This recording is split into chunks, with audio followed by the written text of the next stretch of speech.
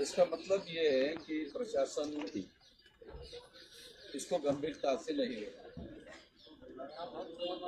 और इस बात को ध्यान में रखते हुए गंभीरता पूर्वक ना लेने की बात व्यापक कार्रवाई करेंगे, बड़ी कार्रवाई करेंगे। की कार्रवाई के बाद भी अगर उन लोगों ने उनको अरेस्ट नहीं किया तो फिर हम नेशनल लेवल पर इस मुद्दे को लेकर जाएंगे।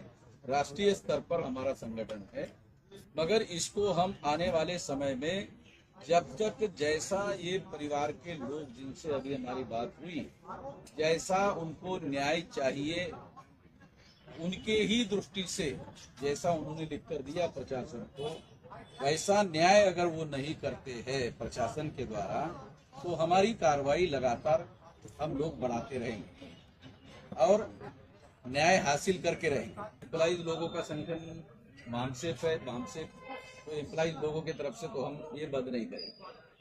हम बंद करेंगे भारत मुक्ति मोर्चा।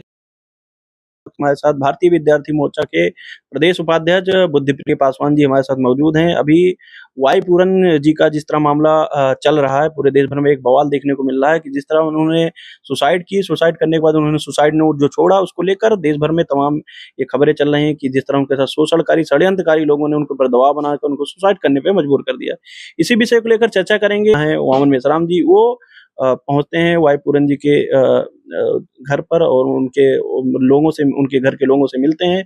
इसी भी पे चर्चा करेंगे। उन्होंने आंदोलन की भी घोषणा की, अगर सरकार ये बातें प्रशासन नहीं मानती है तो एक लंबी लड़ाई लड़ी जाएगी। क्या कहेंगे बुद्धिप्रिय पासवान जी? सबसे पहले आपका धन्यवाद। अभी जो वाई पूरन जी हैं और उन्होंने सुसाइड किया, तो आज इस अवसर पे शोक संवेदनाएं व्यक्त करते हैं। और दूसरी बात ये है कि उन्होंने सुसाइड करना कोई आसान तो बात तो है नहीं। कहीं न कहीं जो देखने को मिलता है कि ऐसे बहुत सारे लोगों जो इंटेलेक्चुअल हैं, जो शेड्यूल कास्ट में या बैकवर्ड में या शेड्यूल ट्राइब में आप देखेंगे, जो लोग कहीं ऐसे ओहदे पे हैं, ऐसे पद पे हैं, तो कहीं न कहीं वो वहाँ भी वो जाति व्यवस्था के शिकार बनाए जाते हैं। तो उनके साथ में भी ये घटनाएँ हुई, इस वजह से उन्होंने सुसाइड की। किसी को शौक नहीं है सुसाइड करने की, जबकि वो साधन संपन्न थे, इंटेलेक्चुअल थे, आईएएस अधिकारी थे, किसी चीज़ की कोई कमी नहीं थी। लेकिन जाति व्यवस्था की वजह से जो है उनको ये सुसाइड करना पड़ा। मेश्राम साहब ने बोला कि अगर प्रशासन इनके जो घर की मांग है, घर वालों की मांग है, अगर उसको नहीं मानते हैं पूरे हरियाणा को बंद किया जाएगा। देखिए इसको लेकर किस तरह अभी जो आदरणीय वामन मेश्राम साहब ने जो आंदोलन की घोषणा की हुई है, वो अभी कल के तारीख में पूरे भारत में ये आक्रोश रैली प्रदर्शन का आयोजन प्रत्येक जिलों में ये हो रहा है। तो मैं अभी इस आपके चैनल के माध्यम से भी अपील करूंगा कि जो भी दर्शक साथी हैं, कल के तारीख में यानी 15 अक्टूबर 2025 को पूरे भारत में आक्रोश रैली होनी है, प्रत्येक जिलों में होनी है। तो आप लोग अपने जिलों में जो साथी नहीं जानते हैं वो साथी संपर्क जरूर करें अपने अपने जिलों में। भारत मुक्ति मोर्चा, बहुजन क्रांति मोर्चा, राष्ट्रीय पिछड़ा वर्ग मोर्चा, इन संगठनों के द्वारा ये रैली जो आक्रोश रैली हो रही है, वो उस रैली में जरूर वो सहभागी हों। और दूसरी चीज़ ये है कि अभी जब तक न्याय नहीं मिलता, उन्होंने जो सुसाइड नोट जो आए हैं, जो सुसाइड नोट मिले हुए हैं, उन्होंने जिन जिन लोगों का जिक्र किया हुआ है, कहीं न कहीं लोगों ने प्रेशराइज़ किया होगा। क्योंकि ये वर्तमान में देखने को मिलता है, जो वर्तमान की सरकार है, जो शेड्यूल कास्ट के अधिकारी ईमानदार हैं, जो बैकवर्ड के अधिकारी ईमानदार हैं, जो शेड्यूल ट्राइब के अधिकारी ईमानदार हैं, ये उनसे इल्लीगल करवाना चाहते हैं, यानी गलत कार्य करवाना चाहते हैं, वो नहीं करते हैं। तो कहीं न कहीं इस मामले को लेकर के भी उनके ऊपर प्रेशराइज़ किए जाते हैं। एक इलाहाबाद यूनिवर्सिटी के प्रोफेसर हैं, प्रोफेसर विक्रम जी, वो कहते हैं कि जो भारत देश है वो बहुजनों के लिए कब्रिस्तान बन चुका है, इनके साथ ही शोषण होता है, इनके साथ ही अत्याचार होता है। क्या कहेंगे आप? देखिए अभी जो प्रोफेसर विक्रम सर हैं, ये अभी कहीं न कहीं जो है कास्टिज़्म के शिकार हुए और अभी भी शिकार हैं। और ये अभी जो है देखने को मिलता है कि बहुत सारे शेड्यूल कास्ट के भी प्रोफेसर हैं या और भी फॉरवर्ड के प्रोफेसर हैं। तो हालाँकि फॉरवर्ड के जो प्रोफेसर हैं वो इस तरह के तो व्यवहार करते हैं, जातीयता तो उनके अंदर भरी पड़ी हुई है। और जो यूनिवर्सिटी में जो प्रोफेसर हैं, वो लगभग जो फॉरवर्ड के प्रोफेसर हैं वो सब संघी प्रोफेसर हैं। दूसरी चीज़ है जो शेड्यूल कास्ट के लोग हैं तो कहीं न कहीं यह भी उनके दबाव में रहते हैं कि अगर हम प्रोफेसर विक्रम के साथ में अगर उठते बैठते हैं तो जो क्योंकि उनको भी प्रेशराइज़ किया जा सकता है, उनके ऊपर भी प्रेशर बनाया जा सकता है, जो यूनिवर्सिटी का प्रेशर है, उनके ऊपर बनाया जा सकता है। और लोग ये चाहते हैं कि हम सम्मान और स्वाभिमान की ज़िंदगी जिएँ, तो बहुत सारे schedule caste, backward, schedule tribe के प्रोफेसर हैं, जो कर नहीं पाते हैं। लेकिन प्रोफेसर साहब कहते हैं कि बहुजनों के लिए कब्रगाह है ये भारत देश, क्या कहेंगे इस स्टेटमेंट को? देखिए, जो जाति व्यवस्था है, ये किसी शेड्यूल कास्ट के लोगों ने बनाई नहीं, बैकवर्ड के लोगों ने बनाई नहीं, शेड्यूल ट्राइब के लोगों ने बनाई नहीं, यहाँ तक कि माइनॉरिटी के लोगों ने नहीं बनाई। बनाई जाति व्यवस्था किसने?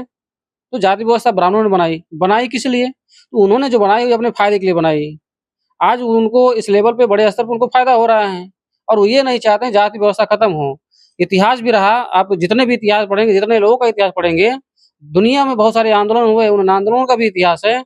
लेकिन जाति व्यवस्था को समाप्त करने के लिए आज तक जिन लोगों ने बनाई है, यानी ब्राह्मणों ने बनाई है, कभी ब्राह्मणों ने जाति व्यवस्था को समाप्त करने के लिए कोई आंदोलन किया ही नहीं। क्योंकि वो उससे उनका बेनिफिट है, उनका फ़ायदा है और वो शासन सत्ता में निरंतर बने हुए हैं। नहीं तो क्या फायदा है? क्या लगता है कि जात नहीं खत्म करना चाहिए तो उसके पीछे क्या फायदा है? देखिए, ये ब्राह्मणों का फ़ायदा है, वो नहीं खत्म करना चाहते हैं, ना खत्म होने की वजह से उनका फ़ायदा है।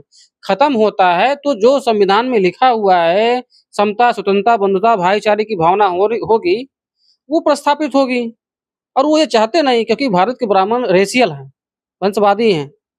वो चाहते हैं ऊँच-नीच की व्यवस्था बनी रहे। इस वजह से वो संविधान को मानते भी नहीं हैं।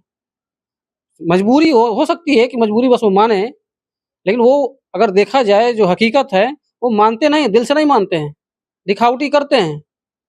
तो जो जाति व्यवस्था है ये ब्राह्मणों ने बनाई हुई है, अपने स्वार्थ के लिए बनाई हुई है और इसको समाप्त करने के लिए उन लोगों ने कभी आज तक कोई आंदोलन किया ही नहीं। तो हमारे लोगों को ये समझने की ज़रूरत है, जो हमारे समाज में पढ़े-लिखे कर्मचारी, अधिकारी हैं, ये उनको समझने की ज़रूरत है कि हम ब्राह्मणों के टच में क्यों रहें? ब्राह्मणों से चिपके क्यों? जिन लोगों ने हमको इतिहास में गुलाम बना के रखा, अधिकार वंचित रखा, क्या वह चाहेगा आज आपको मान-सम्मान मिले? कभी नहीं चाहेगा।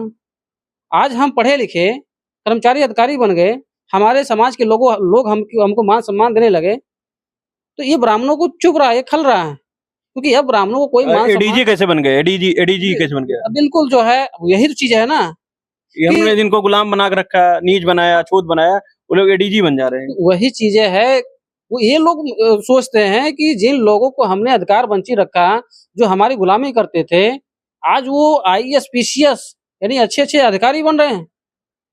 कहते थे काबिल नहीं है, वो काबिलियत भी निकल के आ रही है। अगर हमारी काबिलियत उनको देखनी है तो हमारे लेवल पे आना होगा।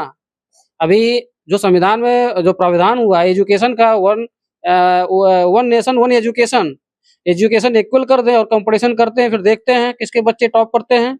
एक बाबा साहब अम्बेडकर थे, आज तक उनका मुकाबला कोई कर नहीं पाया, इनकी औकात तो है नहीं। बी एन राव तो नाम आ रहा है भैया। बी.एन. राव का कोई योगदान ही नहीं है। आप अगर वो जानना हकीकत तो संविधान डिबेट तो पढ़नी चाहिए लोगों को। संविधान डिबेट तो पढ़ लेना, सारे के सारे तो फॉरवर्ड रहे और जो कमेटियां थी 7 लोगों की, उन 7 लोगों में क्या-क्या कर रहे थे, कहाँ-कहाँ थे, वह भी इतिहास है। ऐसा तो है कि नहीं, इतिहास नहीं है।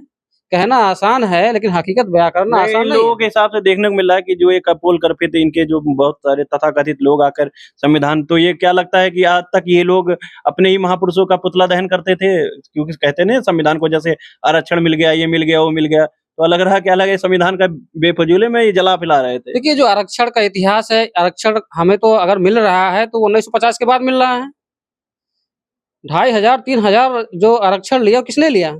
इन ब्राह्मणों ने तो लिया ना। भाई, हमको धन रखने के अधिकार सत्कार वंचित रखा, संपत्ति के अधिकार सत्कार वंचित रखा, मान सम्मान स्वाभिमान की जिंदगी नहीं जीने दिया। यानी हम तो उनके 3 साढ़े 3,000 साल गुलाम रहे ना। सारा रिजर्वेशन तो इन्होंने लोगों ने लिया और आज भी वो सबसे रिजर्वेशन वही लोग ले रहे हैं। भाई, ब्राह्मण मंदिर का पुजारी बन सकता है, सारे अधिकार उसके पास हैं, वो अधिकार मुझे दे दे, रिजर्वेशन मेरा ले ले। जो संविधान में रिजर्वेशन है मैं देने को तैयार हूँ, लेकिन जो ब्राह्मण जिन व्यवस्थाओं पे है वो व्यवस्था मुझे दे दे। देगा? नहीं देगा। बस। और दूसरी चीज जो रिजर्वेशन है, ये रिप्रेजेंटेशन का मामला है, प्रतिनिधित्व है रिजर्वेशन। तो प्रतिनिधित्व है, यह भी समझने की जरूरत है। जी। और हम ज्यादा कहाँ ले रहे भाई, हमारी इस देश में जो पॉपुलेशन है, शेड्यूल कास्ट की जो पॉपुलेशन है वो 15% है, शेड्यूल ट्राइब की जो पॉपुलेशन है 7.5% है। तो हमको 22.5% मिल रहा है, हमारा जो अधिकार हमें मिल रहा है। हम अपने अधिकार की ही हम बात कर रहे हैं। ब्राह्मणों ने सबसे ज्यादा जो अधिकार का उपयोग किया वो ओबीसी के अधिकारों का उपयोग किया और माइनॉरिटी के अधिकारों का प्रयोग किया।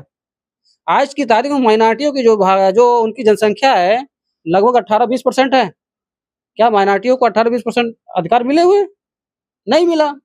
फिर इनका अधिकार ले कौन रहा है? इनका अधिकार वही ब्राह्मण कम्युनिटी के लोग ले रहे हैं। जनरल में सबसे ज्यादा अधिकार ब्राह्मण ही प्रयोग कर रहा है। जनरल में बहुत सारे जो नाम आते हैं, जैसे क्षत्रियों का नाम भी आता है। तो क्षत्रियों की जो संख्या है 5 से 6% है, लेकिन 5 से 6% क्या उनको हिस्सेदारी मिल रही है उसमें? नहीं मिल रही है। वही हाल वैश्यों का है, उनको भी अपनी हिस्सेदारी नहीं मिल रही है। तो उनकी भी हिस्सेदारी पे जो डाका डाला गया है, जो डाका डाल रहे हैं, ये ब्राह्मण कम्युनिटी के लोग डाल रहे हैं और ये कार्मिक मंत्रालय का आंकड़ा भी है। तो साथियों, हमारे साथ बुद्धप्रिय पासवान थे और इन्होंने तमाम जो विषय पर अपनी बातें रखी, उस पर आपकी क्या राय है कमेंट बॉक्स में जरूर दिए। तब तक के लिए बने रहिए भोजन टिप्पा के साथ। बहुत बहुत धन्यवाद। धन्यवाद।